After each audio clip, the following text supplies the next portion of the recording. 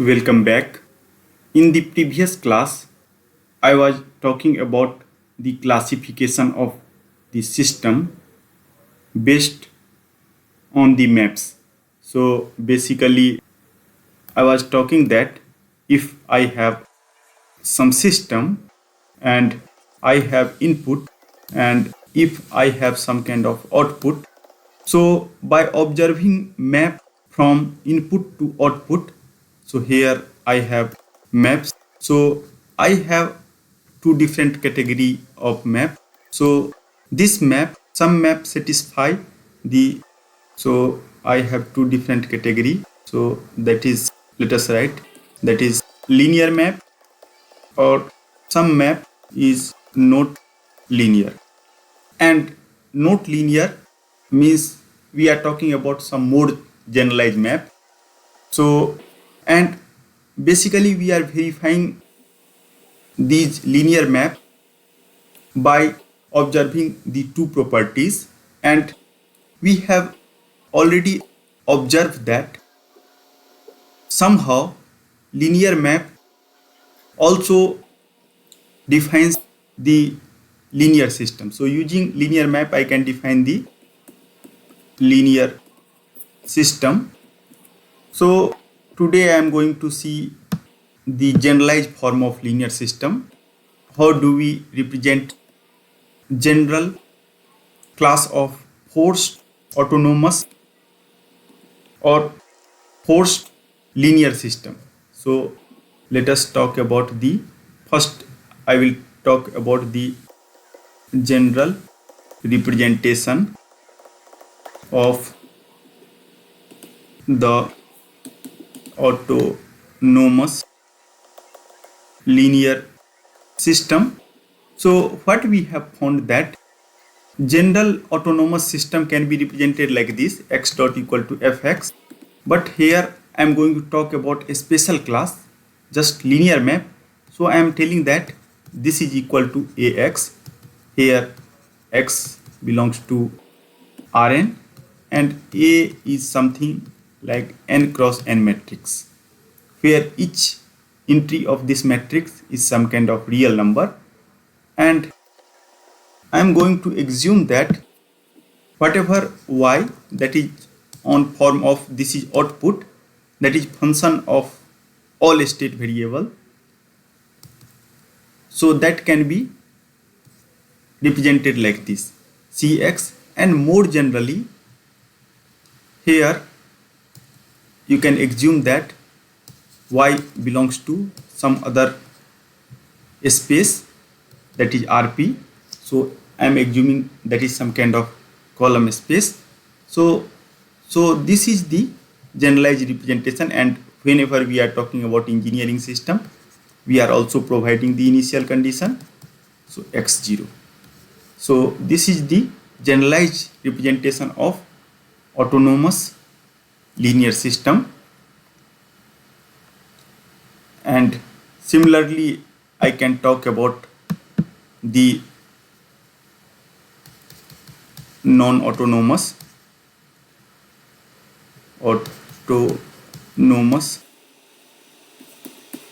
linear system.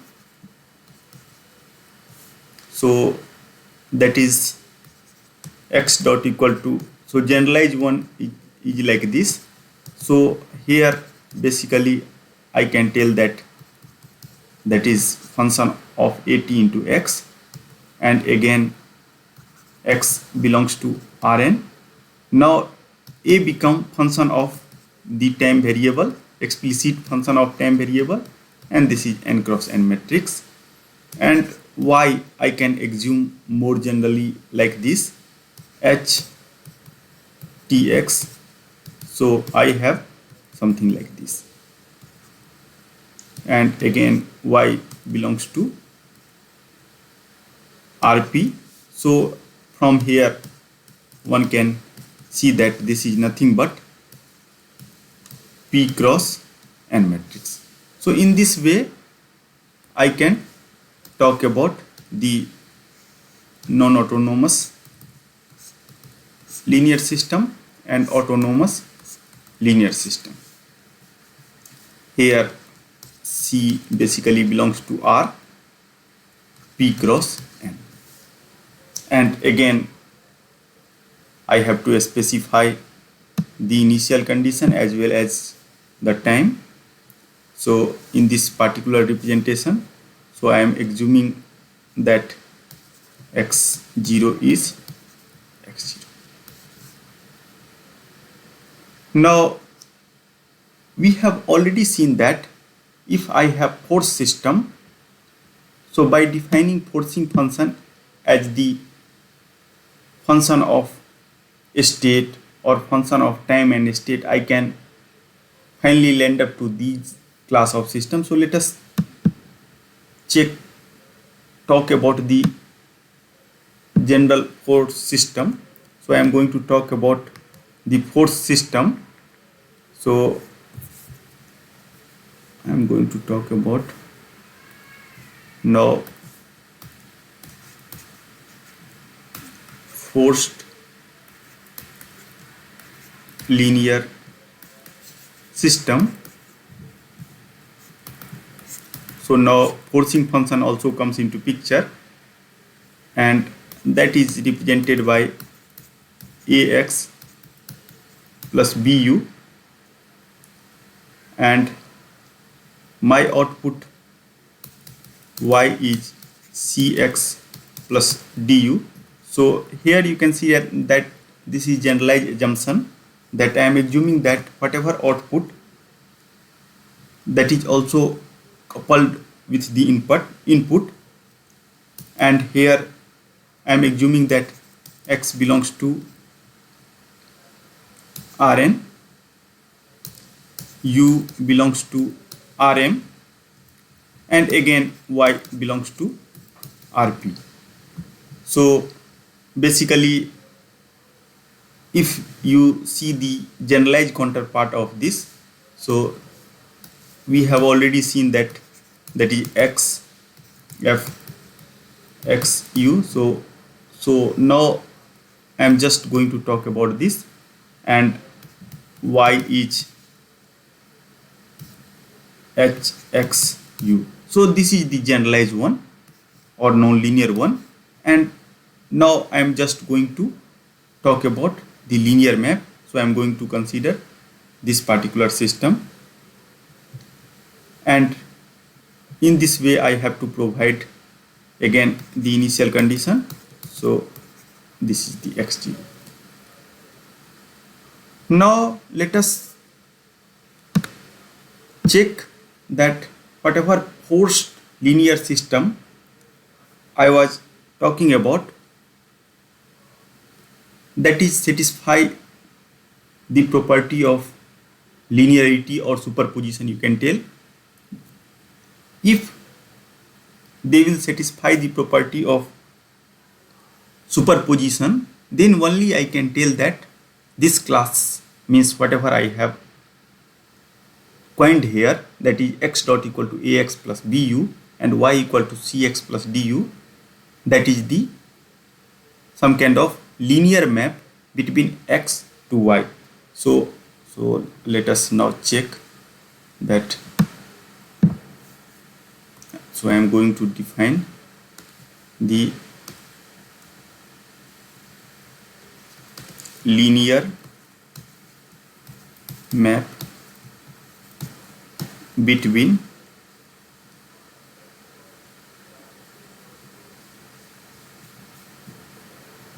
input and output.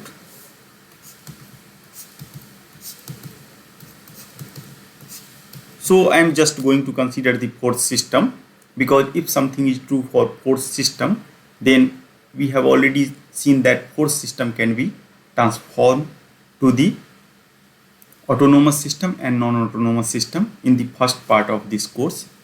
So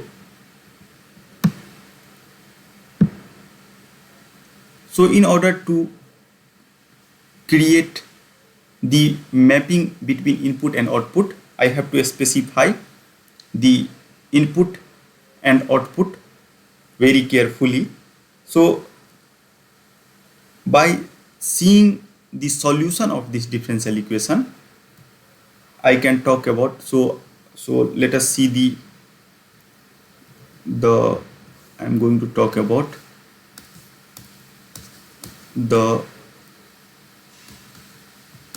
solution of the forced system, and I have defined forced system like this: ax plus bu for time being, and x0 is defined like x0, it belongs to Rn, or it is possible to show that solution of this can be written like this. So I am going to write the solution, that is the general solution, and E, so this is the matrix exponent, so that is t minus t0. So t0 is the starting time of the experiment, so here that is equal to 0. So I can also, either you can substitute t0 equal to 0, or you can, here you can specify x t0 is the initial condition, and after that I have integration from t0 to t e power a t minus tau b u tau into d tau. So this is the, we are claiming this is the generalized solution. So basically I am talking about x t0, that is our x0. So this is the starting time of our experiment. So if t0 equal to 0, then I can also write x0 is x0 without loss of any generality. So in order to check that this particular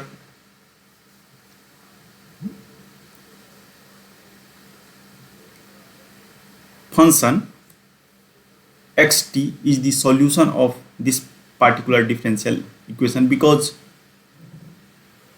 if you specify any differential equation, their solution space is nothing but some kind of space of functions. So basically these are the space of functions. Why I am telling space of function? Because if you are providing different initial condition, then your space is going to filled with different functions. So this represents some kind of a space of functions. So a space of functions. So once this is a space of functions, and it is possible to show that this represents some kind of vector space also. So I am not going to do that. I am just going to, first I am going to check that whatever solution I have written, that is solution of this particular equation or not. So it is very easy to check. Just you can take differential of this particular equation. So here, before going to take the differential of any integral, you can see the second part. In second part, inside I have two different variable.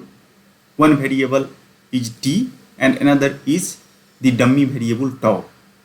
So basically I have to recall the general form of differentiation under the integral sign. So let us recall the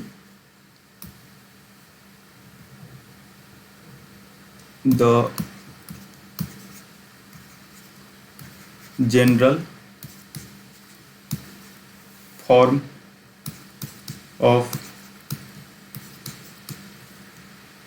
differential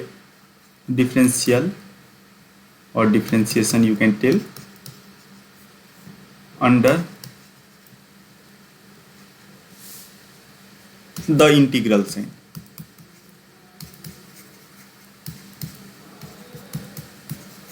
So if you see the general form, I hope that you are already well aware about this kind of form. So I can write like this: d by dx and integral from ax to bx and f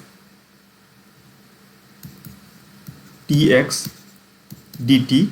So I have to take partial derivative with respect to x. You can see that here inside this is function of t and x.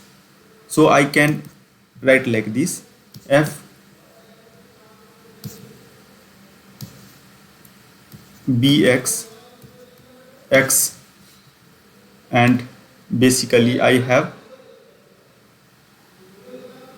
dbx by dx minus f ax x and dax by dx,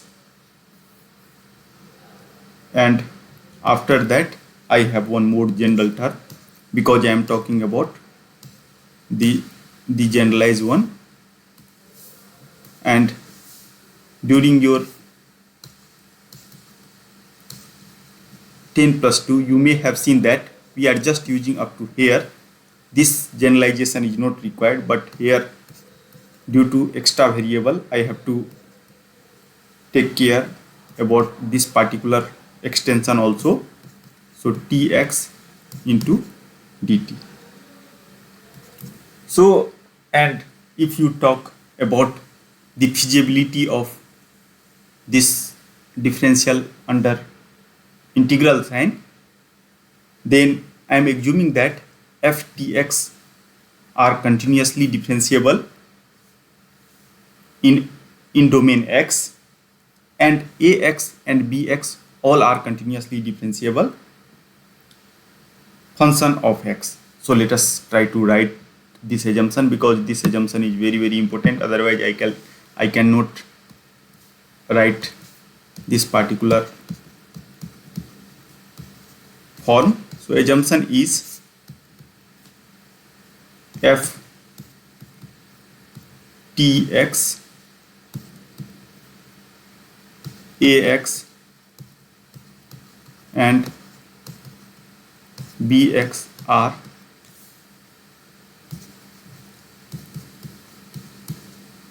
continuously differentiable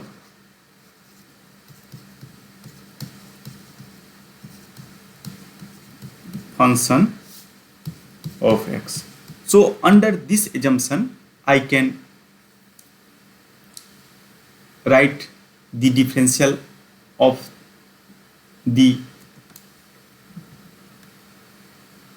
any integral. Now you can see here that I have assuming that my solution xt is given like e power a t minus t0 x t0, and after that I am going to check that this particular function is going to satisfy the solution of the differential equation or not. So I have to talk about one more thing,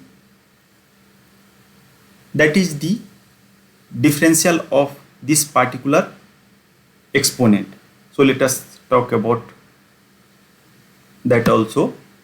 So two things are required. First one is the generalized. So let us give some name a. Now I am going to talk about the another important fundamental thing that is related to b. So b part is that, so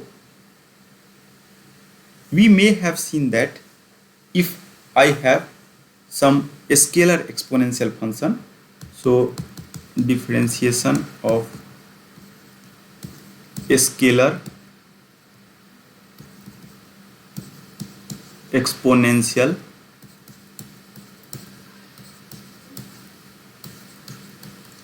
function. So I can also write like d by dt e power ft. So I am assuming that here ft map from r to r. So e power ft and d by dt into ft, and here I am assuming that f map from r to r. So this is a scalar function, so I can write like this. But here now ft is the some kind of matrix exponential function. So for I can further write like this, that matrix exponential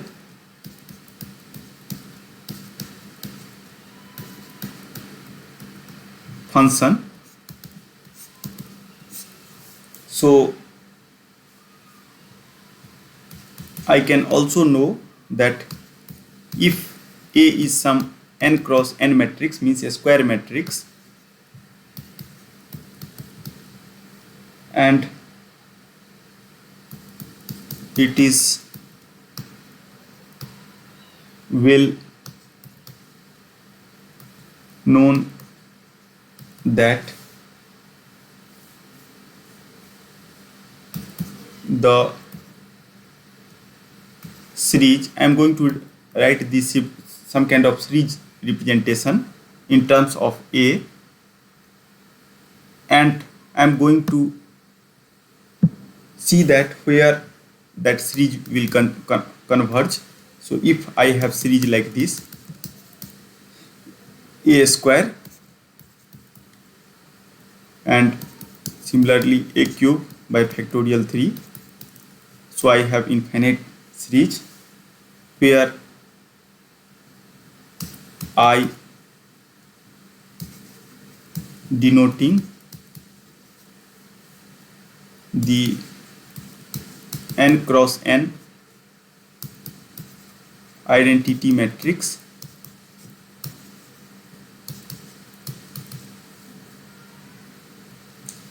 So this particular series is going to converge to matrix exponent.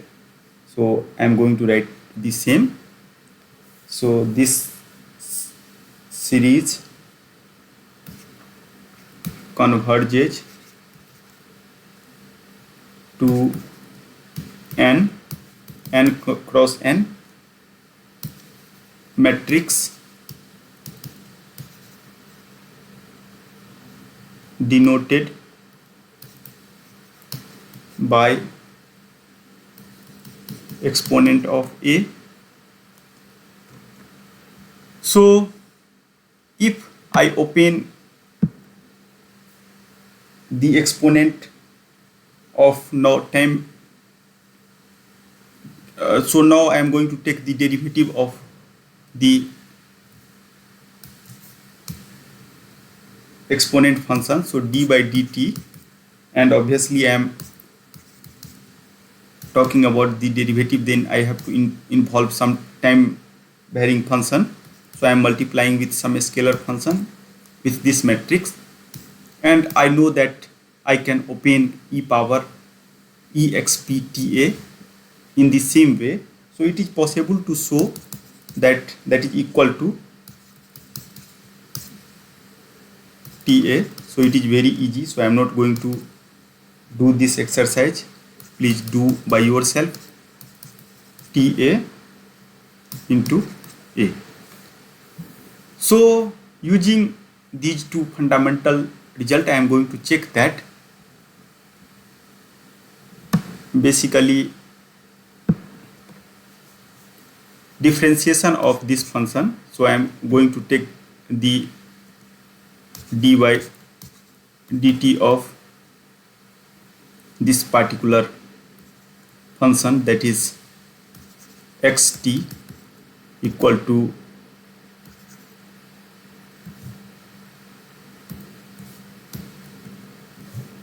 exponential a t minus t0, and this is, now you can write x0 or xt0, that doesn't matter, or t0 to t e power a t minus tau b u tau into d tau. So let us take the derivative on the both side. So I can rewrite like this. First term is x dot. Now here I have differential of this matrix exponent. So using the result b, I can also write like this: a e a t minus t0 into x0. Now here you can see that t0 is the constant, so derivative of this equal to 0. So I have the derivative with respect to the t. So in order to calculate the derivative of this particular integral, I have to substitute this t in this particular exponent. So basically I can also write like this. By substituting this, I have b ut and derivative of dt by dt, so that is equal to 1. And after that I have to talk about the partial derivative. So t0 to t, and partial derivative of this is a, because I have to calculate the partial derivative with respect to t. So that is a t minus tau b u tau into d tau. Now I am going to collect the a. So I am going to collect a from this and this. So after that I can also write a e power a t minus t0 x0, and since a is some kind of constant matrix, so I can write this a matrix outside of this integral. Due to that reason, it is possible to write like this: a t minus tau b u tau. So this is the first term, and after that I have one more term, that is same like previous. So now this is but. Now let us try to see this term. So bracket part I can replace again by the generalized solution xt. So finally I will get axt plus but. So in this way I am claiming that the solution of x dot equal to ax plus bu is e power a t minus t0 x0 plus integral t0 to t e power a t minus tau bu tau. So once I will get this solution, after that I can write the output. So now I can write the output. So output yt. So just you can substitute xt. So I have this kind of things: c a t minus t0 x0 plus c t0 to t e a t minus tau b u tau d tau plus d into ut. Now let us try to interpret the output.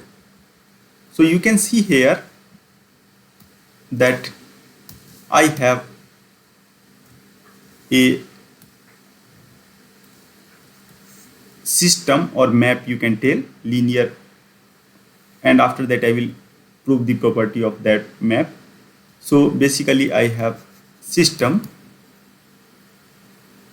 So in this particular system, C is some kind of constant, A is constant, T0 is the starting time of the experiment. So I am giving two different input. So first input is x0 and second input, you can see that I have to provide ut at each time interval. Then I am going to generate some kind of yt. So this is the interpretation. Now I have to prove that whatever map between yt and space generated by the Cartesian product of x0 and ut. Cartesian product means I am going to talk about the all possible combination. So because this particular map is going to map from, if you see the mapping, so R, this belongs to N, Cartesian product of this belongs to Rm to this, and this is some kind of map. I am denoting using L, and after that I am getting this. So I have some space like this, and that is going to map this space, and in order to check that this map is linear or not, so you can just use the linearity. So I am going to check the linearity, and we know how to do that. So I have to scale this x0 by alpha 1 x10 plus alpha 2 x20. So in order to check the linearity, I have to do like this.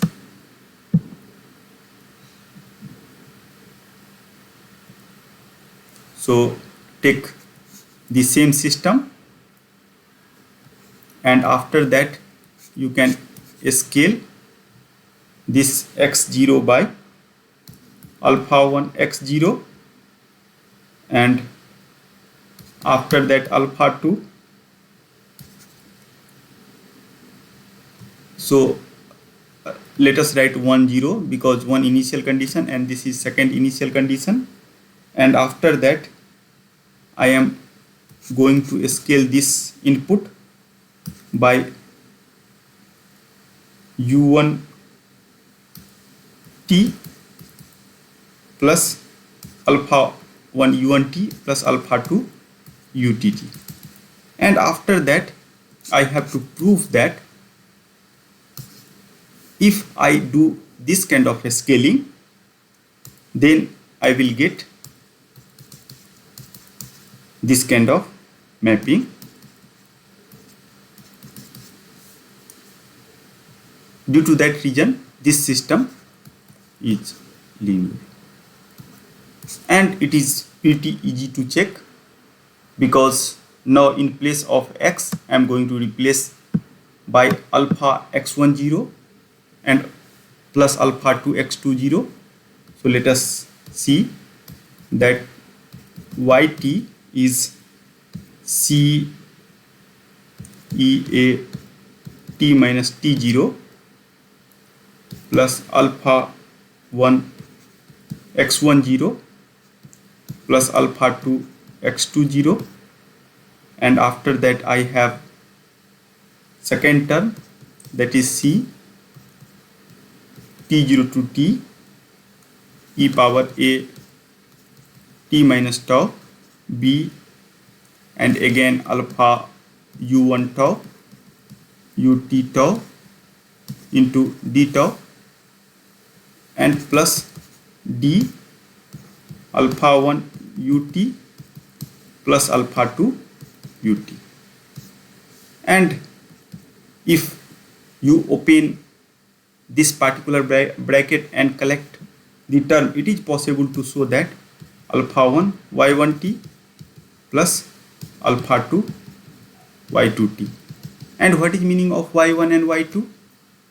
y1 and y2 is the separate response if I will apply x10 and u1t to the system, and y2 is the another response if I apply x20 and ut, then we are going to get yt. So in this way I can prove that the generalized representation of forced linear system is so our conclusion,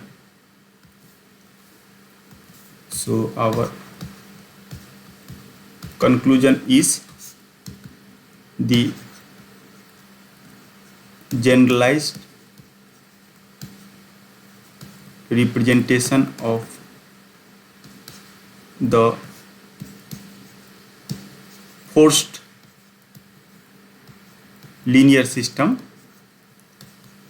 is nothing but x dot equal to ax plus bu and y equal to cx plus du. Even if a and b are time varying, it is possible to prove the same. So I am not going to prove that. So this is somehow I am talking about when u is just function of x, so that is autonomous system. If u is function of time and x, then that is non-autonomous system. At that time I have flexibility that a is also function of time. Then also whatever result we have obtained in the previous discussion, that is going to hold here. So this is the generalized representation, and always please specify the space. So x belongs to Rn, u belongs to Rm, and y belongs to Rp, and based on that I know the dimension of this matrix A, B, C, D, so there is no need to write separately, or this is our initial condition. So now let us come to the most important question of the today's class. So what we have observed that I have the physical system, and most of the physical systems can be represented by the general non-linear differential equation. So I have system. So suppose this is the physical system, and if you see the map from input to output, then map from input and output is not generally the linear map. So maps between input and output are not generally linear.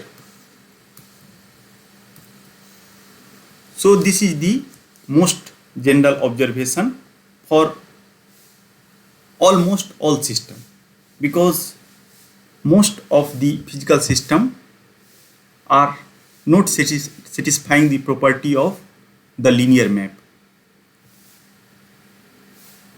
So now one can also tell that, okay, even if map between input and output are non-linear, then what is difficulty? So actually what we observe that if map is linear one, then whatever property that is going to occur locally, that can be extended for the anywhere in the space. And why I am claiming this kind of a statement?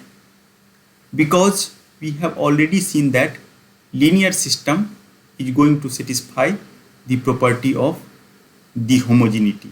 It means that local phenomena also implies the global phenomena. So this is one of the important observation. So if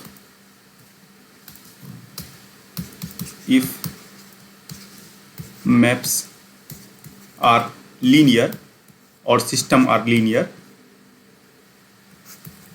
then I can also tell that local phenomena implies global phenomena. So there is no need to worry about the global, just you have to check the local, and based on the local result I can talk about the global one. I have another benefit in terms of the external input. If I know the behavior of the external input for some particular input, then I can extend same kind of behavior for other class of input. That is the another beauty. So now next important question is it possible to approximate the nonlinear system by linear one? Or in more general way we can impose this kind of question, that suppose that I have maps between input and output that is not going to satisfy the property of linear transformation or homomorphism. Is it possible to approximate that map such that that will satisfy the property of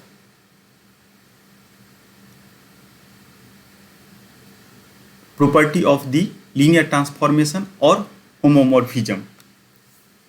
So answer for this question is yes, and I have one method that is called linearization method.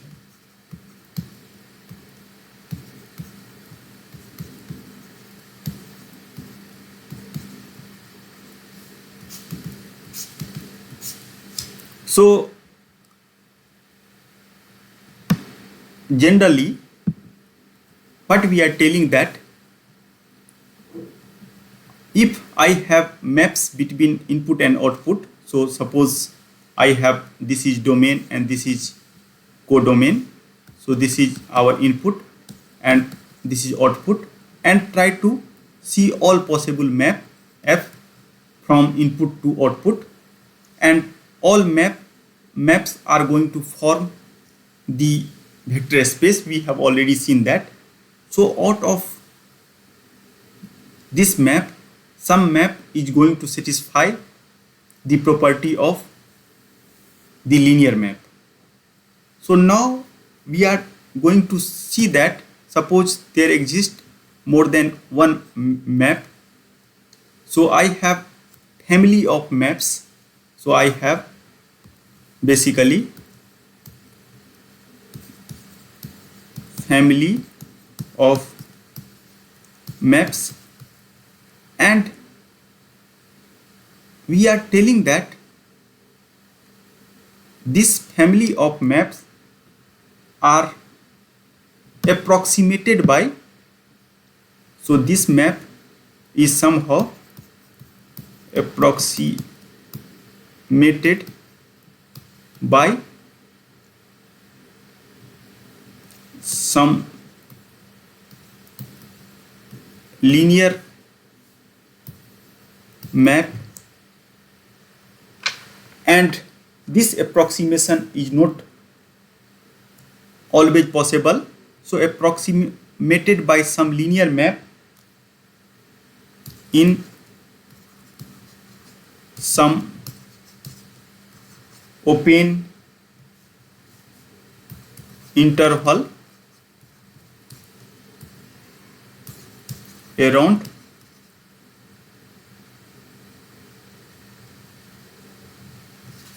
some operating point.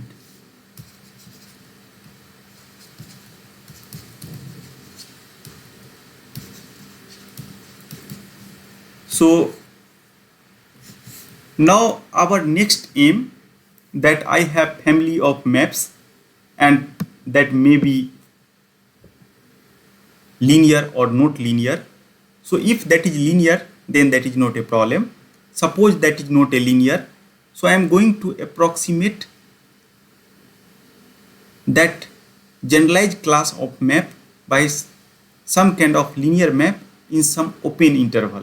So you are already well aware about the meaning of open interval. So for sake of clarity, I am going to tell you that if I have this real line, so basically subset of this real line is called interval. So subset of real line is called interval. This is our definition of interval. So whenever we are talking about open interval, suppose this is some point x equal to a, then we are assuming that the boundary points are not included inside this set. So this is called open interval. So this is the open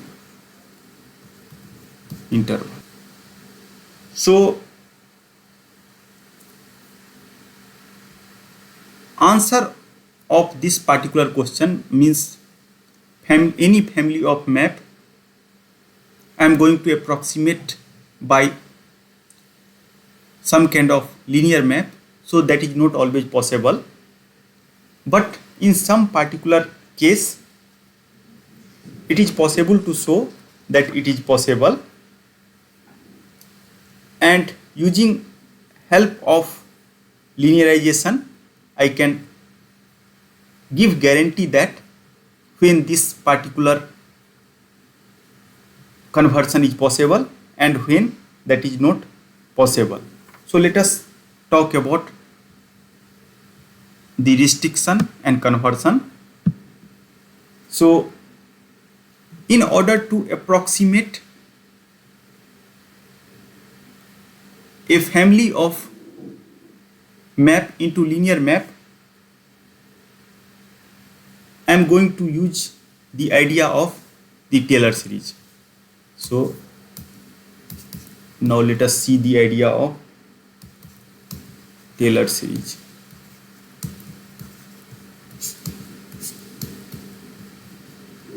So using Taylor series, I am going to talk about the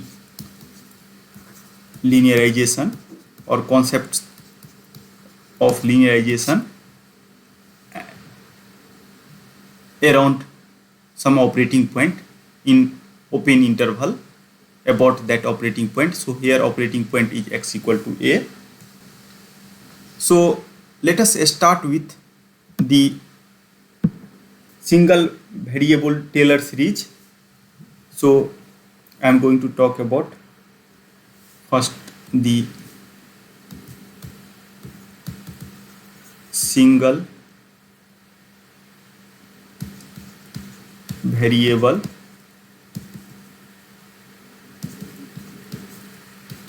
Taylor series.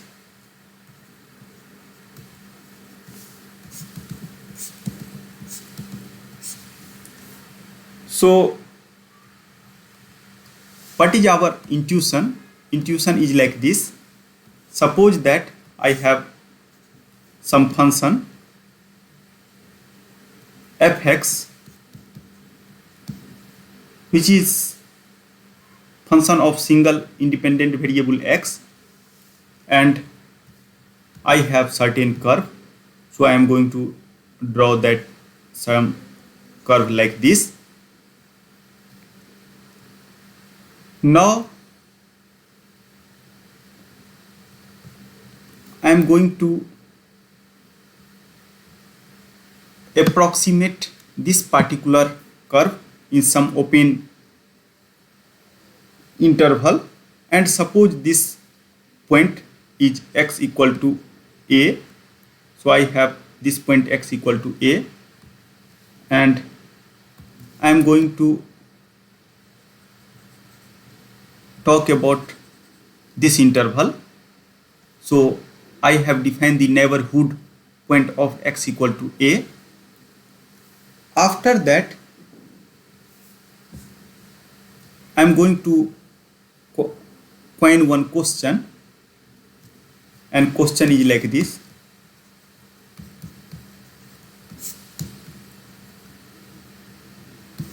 can we approximate function fx by a polynomial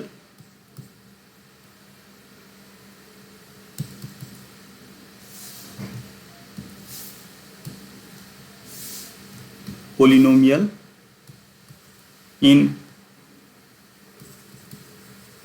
some open interval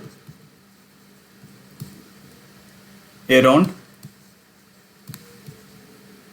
x equal to a, and answer of this question is yes.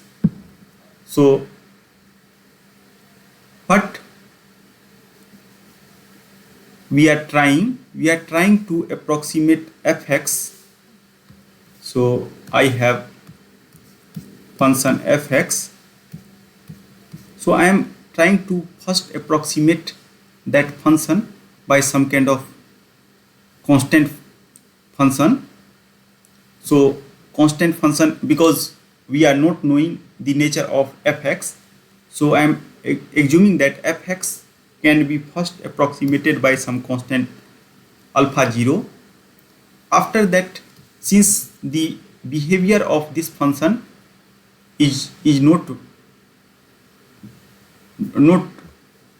well known, or this function is not well behaved, due to that reason what I am assuming that this particular function around x equal to a cannot be approximated by the constant function. So I am going to add one more function, and that function is somehow around this point is linear one. So I am going to represent this as a linear function.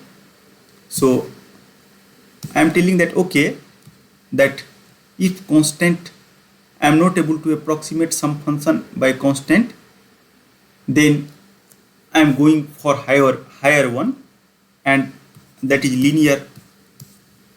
So linear but about a, so that is shifted by a. Suppose that if using constant and linear this is not possible, then again I will select some more complicated function, and now I am going to tell that okay, that this is approximated by some kind of quadratic function. So I am going to add one more term, that is x minus a square, and in this way I am telling that okay, this function is so much poorly behaved that I have to add several more terms, and that term I am going to write like alpha 3 x minus a cube plus alpha 4 x minus a4, and I have to do this process till infinity.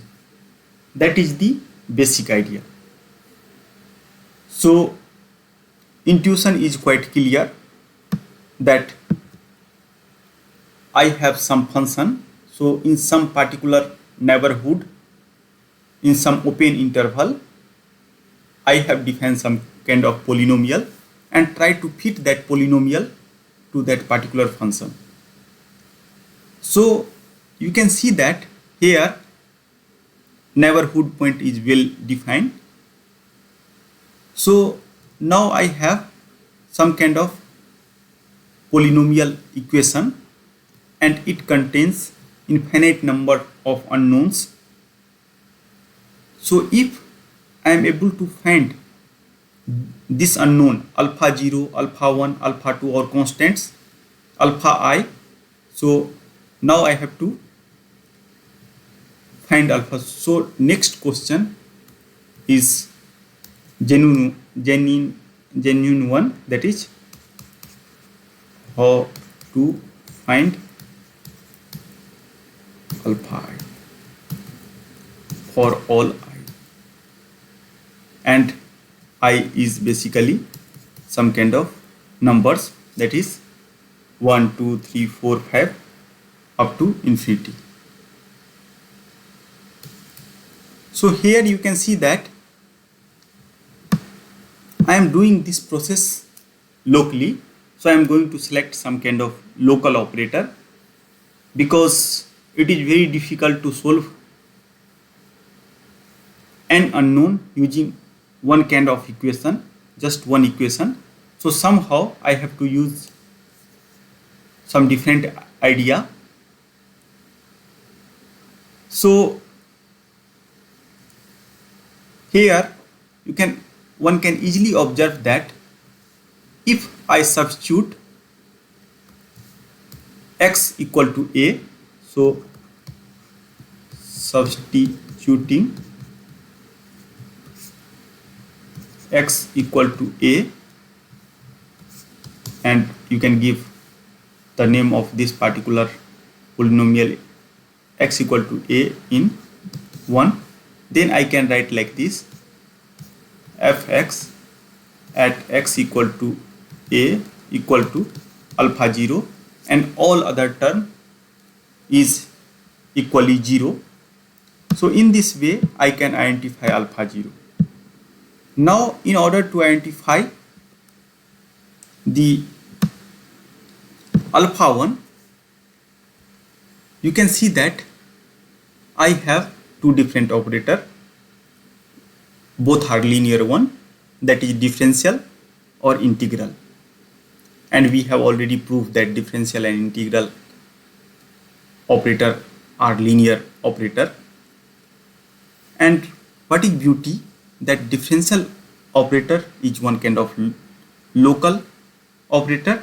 Local operator means in order to calculate the differentiation, I just need the information, local information of some point, but in order to calculate the integral I have to know the interval of integration, means that is the non-local operator. And here we are just talking about local approximation.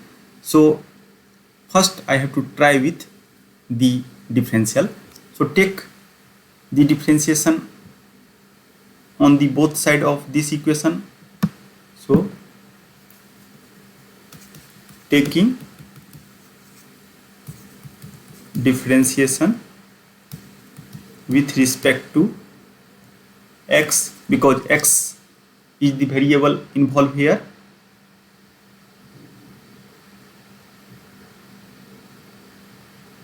of 1, then I can further write like this: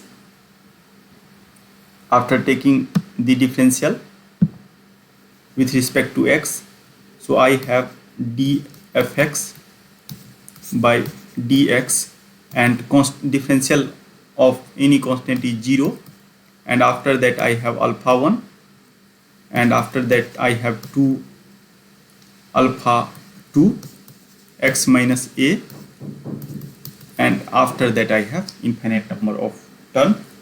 Now again, in order to calculate the alpha 1, I have to specify where I am going to do differential. So I am going to take this differential about x equal to a. So everywhere I have to substitute x equal to a.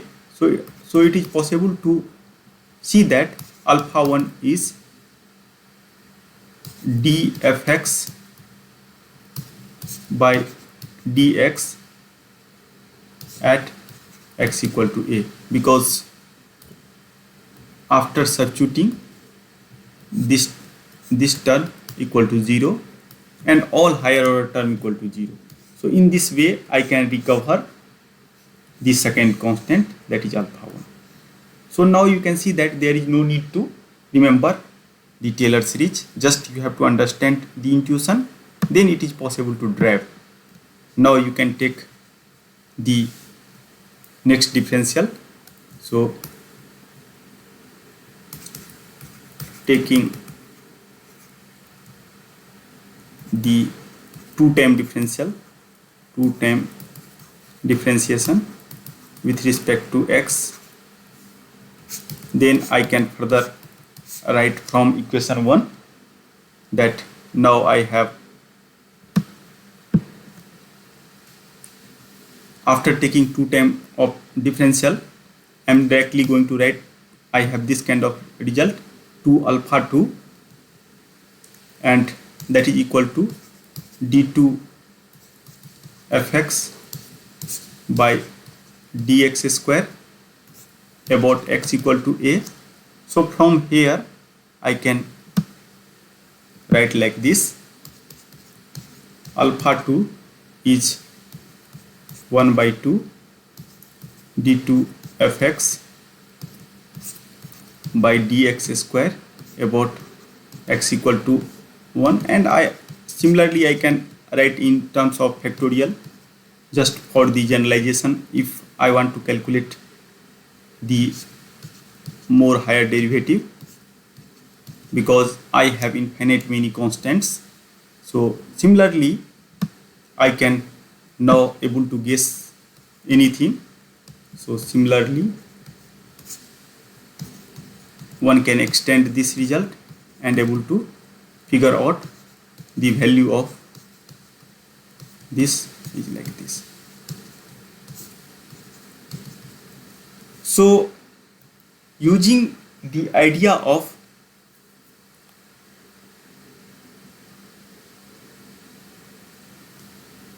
Taylor series,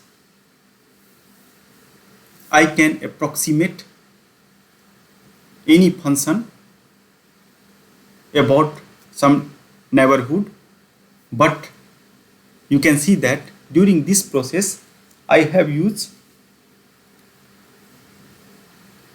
one particular assumption that that function is infinitely differentiable function in that particular open interval. So let us try to write this point, because this point is very, very important. So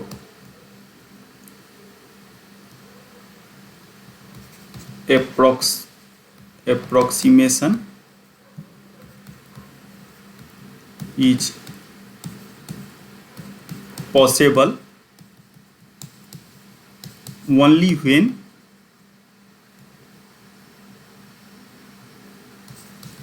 fx be an infinitely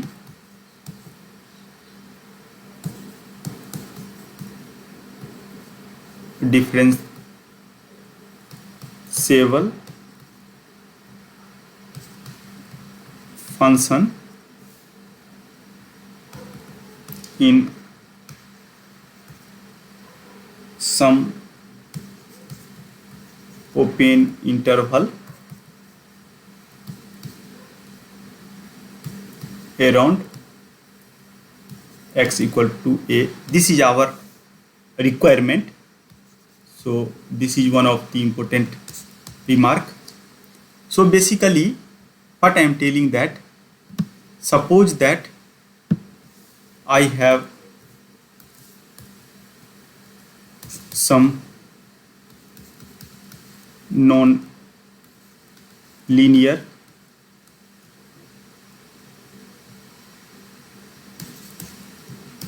autonomous system, and that system is represented like this. For time being, I am assuming that X belongs to R.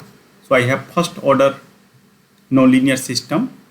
So this can be approximated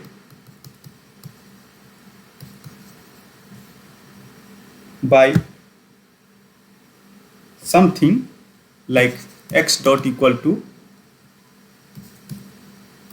Fa plus F dash A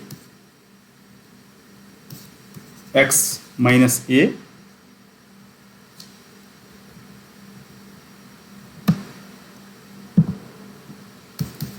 provided Fx is infinitely differentiable function in open interval around X equal to A. So due to this assumption, this conversion is very restrictive, because you can see that in order to approximate any system, first I have to check that particular system, and suppose A is my operating point or equilibrium point, you can tell, that is, we have to give guarantee that is infinitely many times differentiable. Most of time in literature you can find that people are blindly do the linearization, but that is not true, because if Fx is not infinitely many times differentiable, I cannot do this kind of approximation. So very less class of system can be approximated by the linear one, and due to that reason non-linear theory has a lot of importance in this realistic world. Now suppose that if X equal to 0 is the equilibrium point, so approximation about X equal to 0, so I have selected the, and X equal to 0, I am telling that this is my equilibrium point. So, and meaning of equilibrium point, we know that if something satisfies the property of equilibrium point, then from definition I can write X equal to 0 equal to 0. So now you can see that this particular system can be approximated by the linear system like this: X dot equal to F dash 0 X minus A is again 0, so you can remove this, so this, and so this is our linear system, and we are just talking about the approximation. So I am going to put the sign of approximation here. So, and in more generally people are writing like this, AX, and basically in this particular example I have considered the case where I have only one state variable. So now let us try to extend this idea for the higher dimensional system. So what we have observed that during approximation we have used the concept of Taylor series. So again I have to use the multi-variable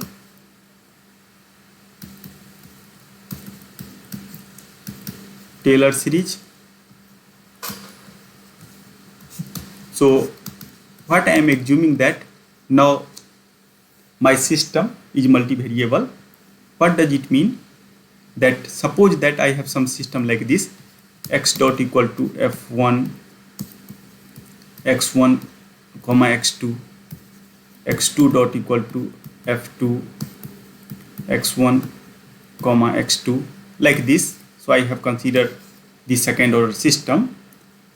So here you can see that first function f1 is now multivariable. Multivariable means more than one variables are involved. So this system in compact form I can also write like this, x dot equal to fx, where x is x1 x2 transpose and f, this vector I have defined like f1 and f2. I am not going to specify the argument of this function, and obviously this is engineering system, so I have to give the initial condition, and x2 0 is x2 0. So now again I am assuming that this is the generalized map. So I have some system that is evolved in two-dimensional space. So in this two-dimensional space x1 and x2 I have generalized mapping. So here you can take output as a x1, y equal to x1 means all state is going to reflect on the output. So basically this map f1 and f2 may be anything, that is not just a linear map. So again I have to convert it into a linear map. So in order to do that I have to use the idea of multivariable Taylor series expansion. So idea is same like the previous intuition. So now I am directly going to write the result. So let f be an infinitely differentiable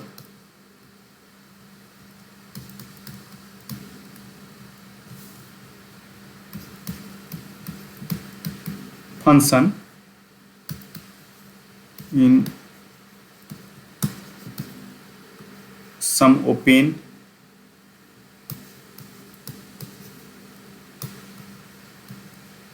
neighborhood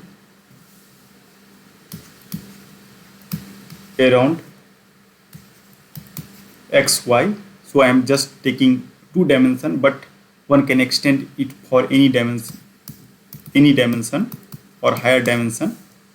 So now I have to select 2 point AB, and if you see now the AB, neighborhood of AB, so somehow now I am going to talk about this particular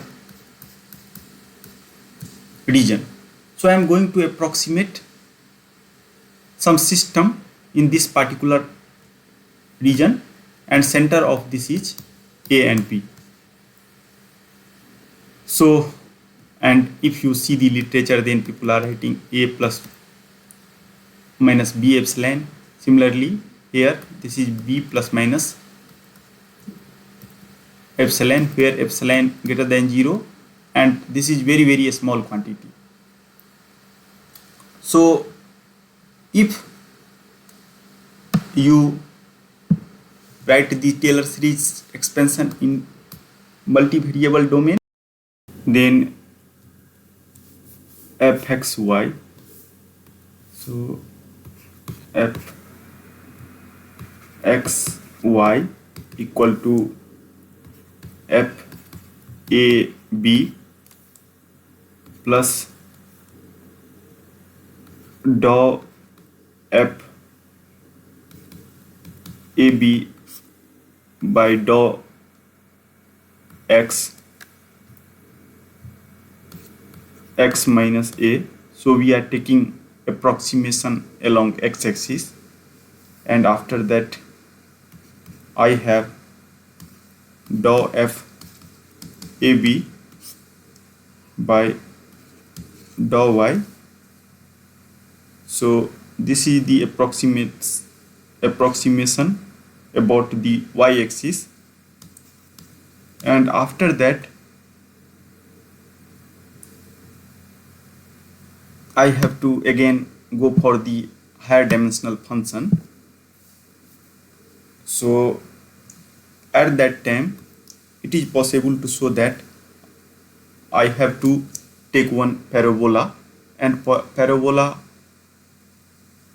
structure of parabola should be in 2 dimensions, so some kind of quadratic function. So due to that reason I have something like this.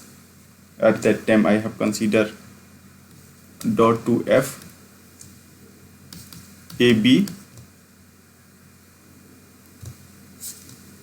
dou x square, and this square terms comes into picture, and after that I have 2 dou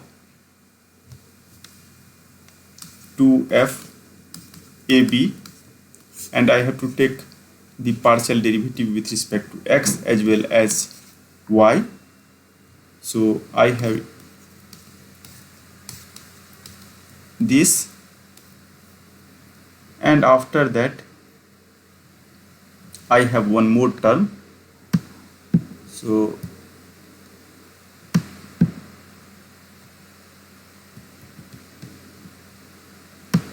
So that term is plus d2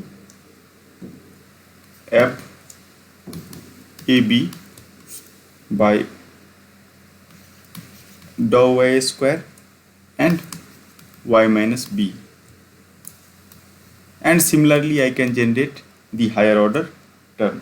So in this way I can perform the Taylor series expansion for the multivariable functions. So now let us consider the linear approximation, because linear approximation we are basically concentrated on the linear approximation of some function. So I am going to write linear approximation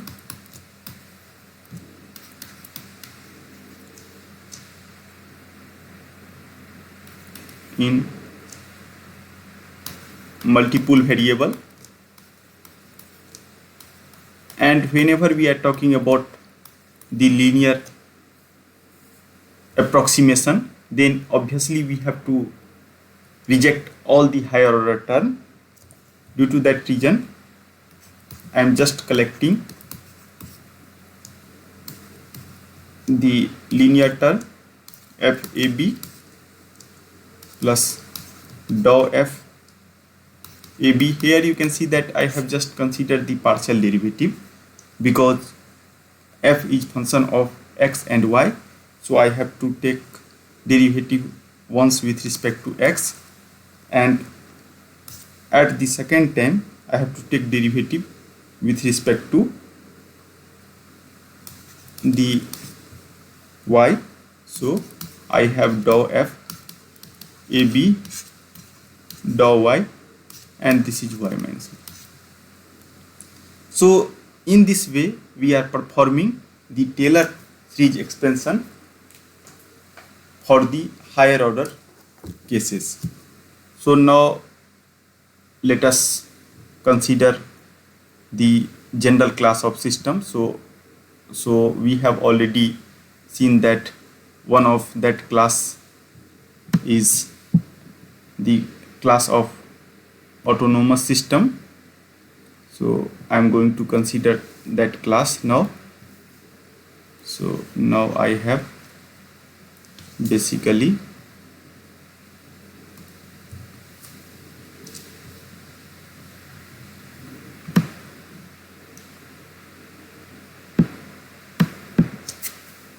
so now I am going to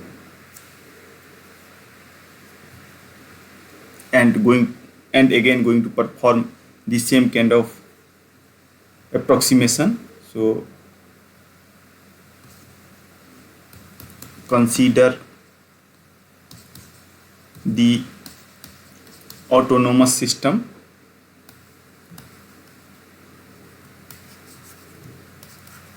and obviously we are going to assume that that system is now generalized one. So X belongs to Rn and F basically map from Rn to Rn, and I have here initial condition, so x0. So this is our engineering system, and we are going to convert this system or approximate this system. So we are going to apply Taylor series approximation, or here this is multivariable right hand. If you see the right hand side of this function, so I have to apply multivariable Taylor series expansion, and what we are hoping that this system is approximated like this, x dot and something like this, where A is some appropriate matrix.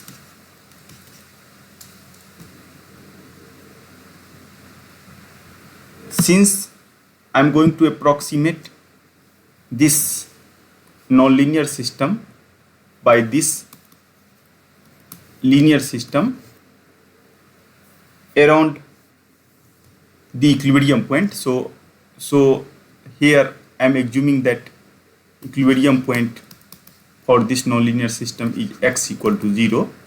So approximation about x equal to 0, because we have already seen that whenever we are doing Taylor series expansion anything, at that time we are approximated about some point. So here I am doing approximation about x equal to 0, and what is benefit if I will just consider the approximation about x equal to 0, and if you see the multivariable form, so I will get one advantage, and advantage is like this. You can see here that this term, constant term FAB, that is equal to 0. Here suppose that I have second order system, x1 dot equal to f1 x1 and x2. If that is the equilibrium point, then f1 x1 x2 equal to 0. So first term is not going to come into picture. That is the advantage. Due to that reason, we are considering linearization about the equilibrium point. So after considering the linearization about the equilibrium point, I am going to construct this kind of linear system, or you can tell that linear map. So you know that during the conversion one assumption is required. So this is possible only. So assumption is fx is continuously differentiable, because in order to do Taylor series approximation, you have to differentiate something n number of times. Due to that reason, these assumptions are required. So after doing this kind of things, now I have to figure out what is the value of A. So I can also write like this. Then the system dynamics can be written as, that is x, and I have to calculate dou f by dou x. So suppose this dou f by dou x, I will tell you what is this dou f by dou x about x equal to 0, and plus I have higher order term, so I am representing HOT of x. So basically I have something like this.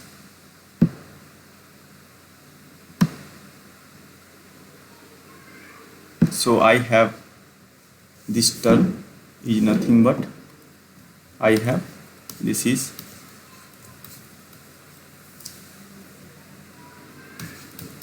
a higher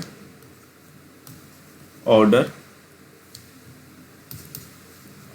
terms in x, and I am assuming that my domain of interest is nearby of the equilibrium point. Due to that reason, I can reject this higher order term. So if you see this particular matrix, so in multivariable case, we have already seen that in order to do the Taylor series expansion, and here one term is missing, so this is x, because I have to calculate the partial derivative at point, and after that I have to multiply x minus 0. So this is again a column vector, and this is the matrix, and obviously I can figure out this is n cross n matrix. So if you see this matrix carefully, and basically I am defining this matrix as A. So basically I have A, I have defined like dou f by dou x at x equal to 0.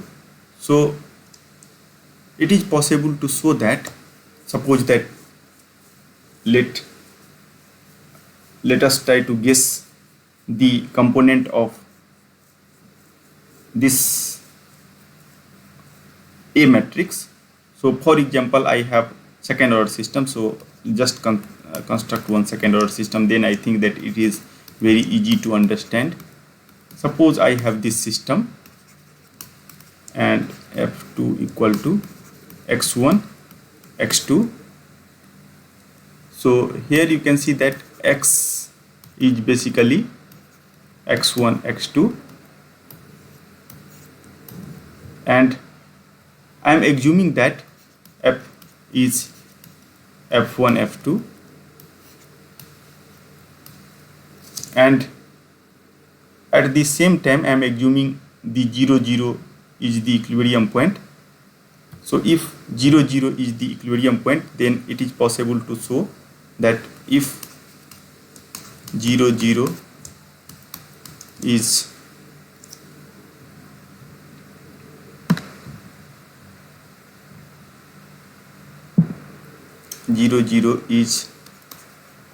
the equilibrium point, Then I can write f1 0 0 and f2 0 0 equal to 0. So during approximation, first term fab, whatever we have seen during the multivariable case, that equal to 0. So I have just second term, and I can write the second term like this. So basically my A matrix is dou f1 with respect to x1, after that dou f1 with respect to x2. Similarly, I have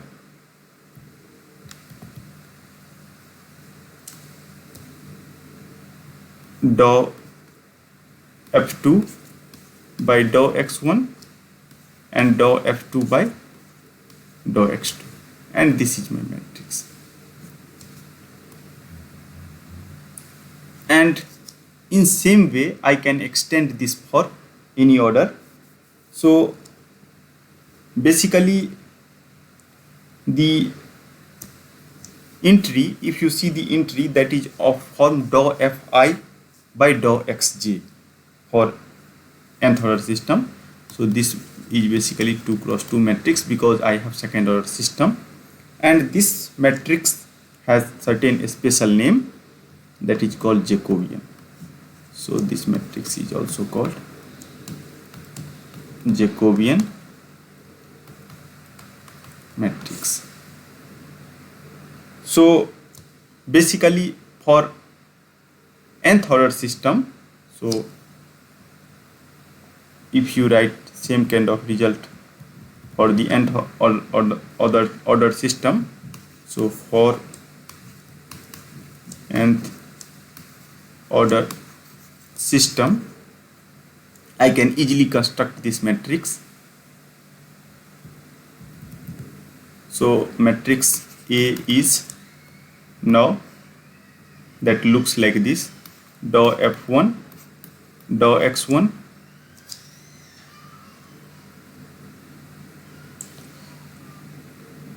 we have some problem, so I can write like this, that is dou f1 by dou x1, dou f1 by dou x2 up to dou f1 by dou xn. Similarly here I have last term dou fn by the dou x1, and this is dou fn by dou x2, and finally last term is dou fn by dou xn. So this is generalized Jacobian matrix I have. So this is general Jacobian matrix.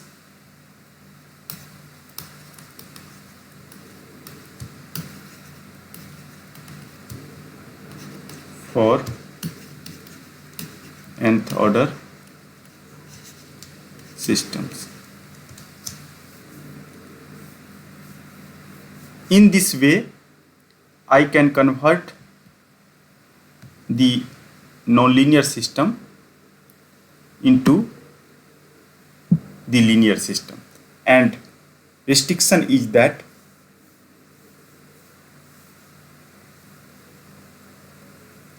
whatever fx nonlinear map, that should be n-time differentiable. So let us write this thing in form of remark, and after that I will close the today's class. So remark is that then the system, and system is now represented like this: ax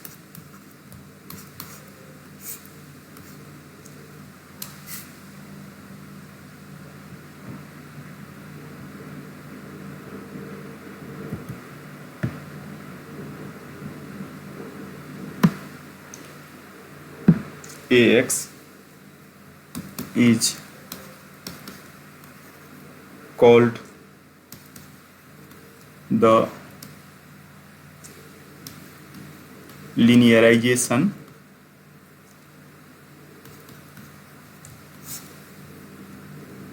or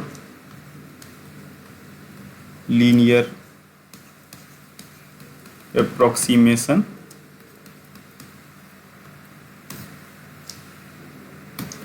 of the original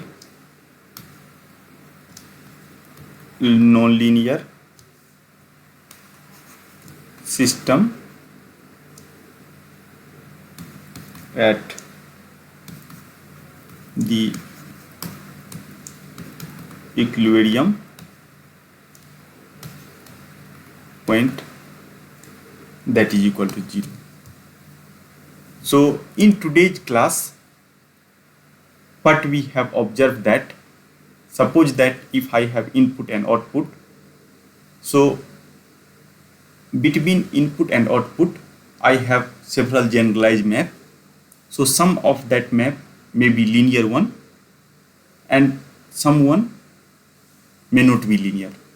Now we have one way to convert that kind of map, means nonlinear map, into linear map by help of Taylor series expansion. And finally, if fx is sufficient many time differentiable, then behavior of any nonlinear system in some kind of open neighborhood is exactly equal to the linear system or linear map. In next class, I am going to give several examples, and after that we also see that how basically people are using these kind of idea to design any nonlinear control system for using the concept of this linearization. It means that if you have knowledge of linear control theory, you can able to design control for nonlinear system also, but that kind of idea will only work for the small neighborhood of the equilibrium point or operating point where you have performed the linearization. So with this remark, I am going to close the today's class. So thank you very much.